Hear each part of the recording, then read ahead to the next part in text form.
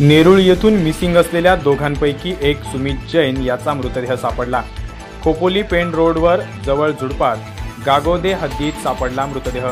Navi Mumbai crime branch, Khopoli police, Pen police घटनास्थळी दाखल। 3 दिवसांपूर्वी नवी मुंबईतील नेरूळ पोलीस स्टेशनमध्ये सुमित जैन, आमिर खान यांची मिसिंग तक्रार दाखल होती। सुमित जैन हा व्यवसायाने इस्टेट एजंट असल्याचं कळतंय। त्या अनुषंगाने तपास चालू असताना त्या दोघांसोबत असलेली मारुती सुझुकीची बोलेरो कार MH12RT 2788 ही काल दिनांक 22 ऑगस्ट रोजी खोपोली हद्दीत मुंबई-पुणे एक्सप्रेस हायवेलगत सापडली असता त्यामध्ये बंदुकीच्या 2 पुंगळ्या तसेच कारमध्ये रक्ताचे डाग आणि कारच्या काचेवर गोळीबार झाल्याचे निशाण सापडून आले। खोपोली पोलिसांनी तात्काळ नवी मुंबईतील नेरूळ पोलिसांना बोलावून संपूर्ण तपासाची सूत्रे नेरूळ पोलिसांकडे वर्ग करण्यात आली।